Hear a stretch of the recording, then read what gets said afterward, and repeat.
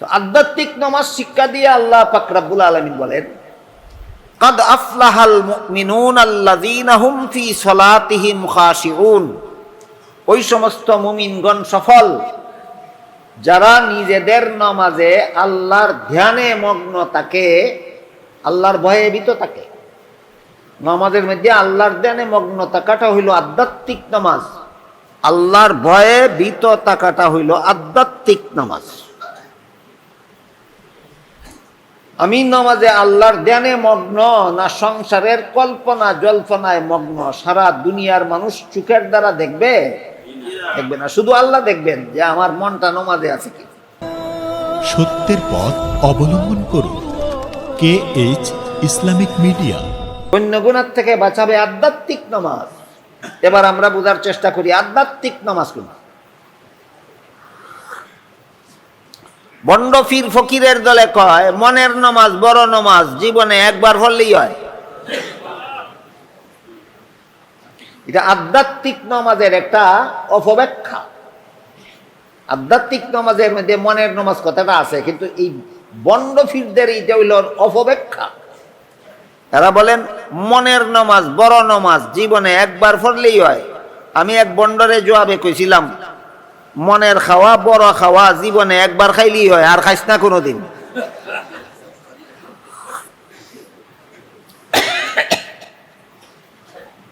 তো আধ্যাত্মিক নামাজ শিক্ষা দিয়ে আল্লাহ পাক রব্বুল আলামিন বলেন, কাদ আফলাহাল মুমিনুন আল্লাযীনা হুম ফি সলাতিহিম খাশিউন।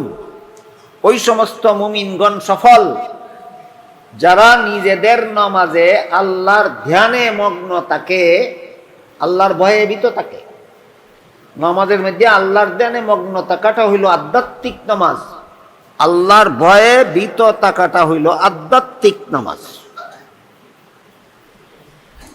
আমি নামাজে আল্লাহর ধ্যানে মগ্ন না সংসারের কল্পনা জল্পনায় মগ্ন, সারা দুনিয়ার মানুষ চোখের দ্বারা দেখবে দেখবে না, শুধু আল্লাহ দেখবেন যে আমার মনটা নামাজে আছে কি।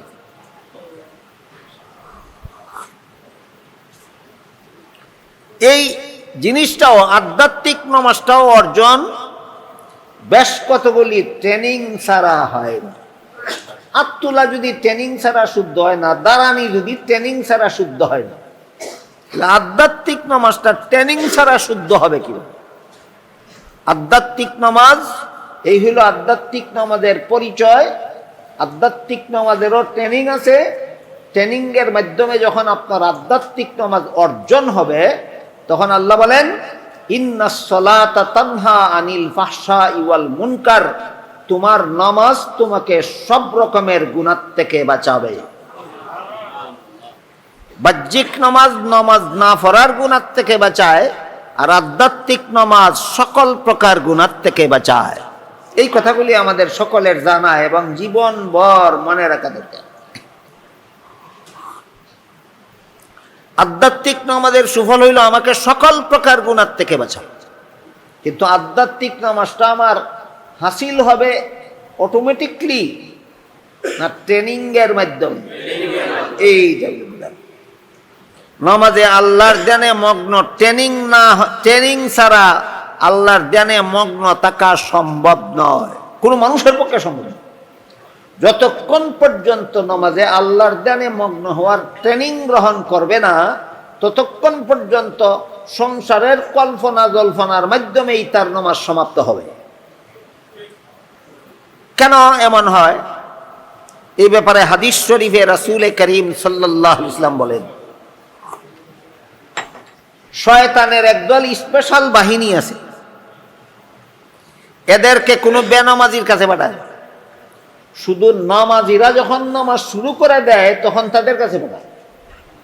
কেন?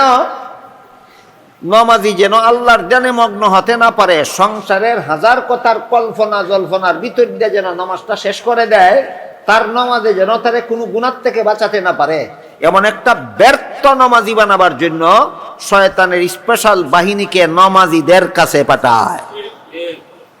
এদের ডিউটি হলো নামাজি নামাজ শুরু করার পর থেকে সালাম ফিরাবার পূর্ব পর্যন্ত মনের মধ্যে সংসারের হাজার কথার কল্পনা জাগ্রত করে দেওয়া।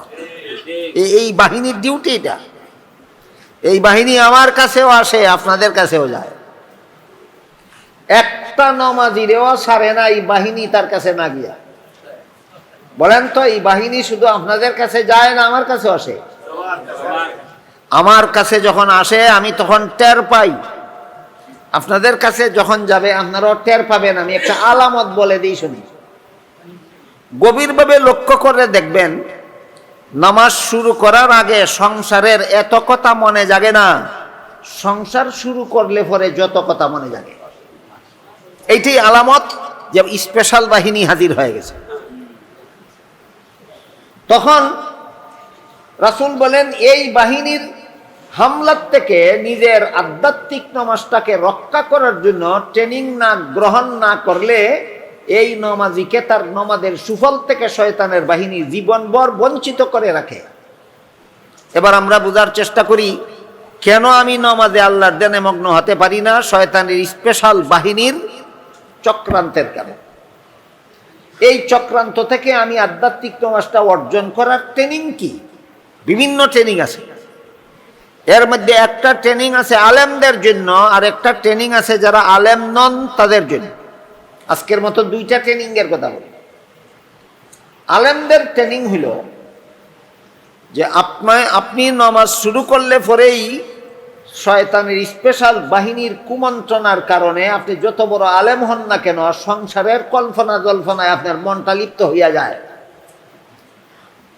ছোট আলেম বড় আলেম মানে না শয়তানে, সব আলিমের কাছেই যায়। সমস্ত আলিমের মনেই সংসারের কল্পনা জাগ্রত হয় নামাজে। কাজেই কোনো আলেম নিজের নামাজের মনটাকে আল্লাহর ধ্যানে মগ্ন থাকার জন্য আলেমদের জন্য যে ট্রেনিংটা গ্রহণ করতে হবে সেটা হলো, নামাজের শুরু থেকে শেষ পর্যন্ত আপনি যা কিছু পড়বেন অর্থের দিকে লক্ষ্য করে পড়বেন। যখন বলবেন আল্লাহু আকবার, লক্ষ্য করবেন এর অর্থটা কি। যখন পড়বেন সুবহানাক আল্লাহুম্মা, লক্ষ্য করবেন তার অর্থটা কি। যখন পড়বেন ওয়া তাবারাকাসমুকা, লক্ষ্য করবেন তার অর্থটা কি। যখন পড়বেন ওয়া তাআলা জাদ্দুকা, লক্ষ্য করবেন তার অর্থটা কি। যখন পড়বেন লা ইলাহা গায়রুকা, লক্ষ্য করবেন তার অর্থটা কি। যখন পড়বেন আলহামদুলিল্লাহি রাব্বিল আলামিন, লক্ষ্য করবেন তার অর্থটা কি।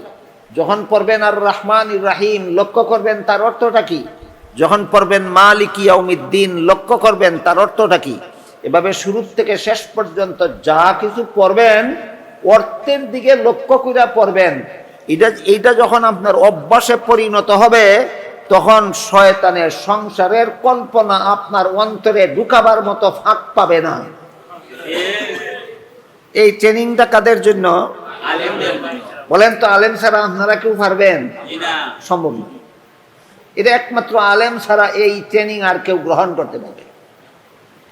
এবার যারা আমরা আলিম নই, আমাদের ট্রেনিংটা হইল, হাদিস শরীফে রাসূল করিম সাল্লাল্লাহু আলাইহি ওয়াসাল্লাম বলেন, ফাইল লাম তাকুন তারাহু ফাইন্নাহু ইয়ারাক। তুমি যদিও আল্লাহকে দেখো না, আল্লাহ কিন্তু তোমাকে দেখে। দেখেন তো, এই কথাটা সবাই আমরা বিশ্বাস করি কিনা? আমরা আল্লাহকে দেখি না, কিন্তু আল্লাহ অবশ্যই আমাদেরকে দেখে। এখানে কিছু জরুরি বিষয় আছে সমস্ত মুসলমানদের জানার মতো, বুঝার মতো এবং জীবন বর্মনে রাখার মতো। এর মধ্যে একটা বিষয় হইল, আমরা আল্লাহকে দেখি না কেন? এই প্রশ্নের জবাব হলো, আল্লাহকে দেখার জন্য মানুষের চোখে যে পরিমাণ পাওয়ার থাকার দরকার, দুনিয়ার জীবনে আল্লাহ ইচ্ছা করেই ওই পরিমাণ পাওয়ার কোনো মানুষের চোখে দেন না। আল্লাহকে দেখার জন্য চোখে যে পরিমাণ পাওয়ারের দরকার, এই পরিমাণ পাওয়ার আল্লাহ ইচ্ছা করেই দুনিয়ার জীবনে কোনো মানুষের চোখে দেন না। এই জন্য আমরা আল্লাহকে দেখি না। আখেরাতে মুমিন বান্দাদের চোখে সেই পাওয়ার দিবেন, তখন মুমিন বান্দারা পরকালে আল্লাহকে পূর্ণিমার চন্দ্রের চেয়েও আরো বেশি পরিষ্কারভাবে দেখতে পাবে।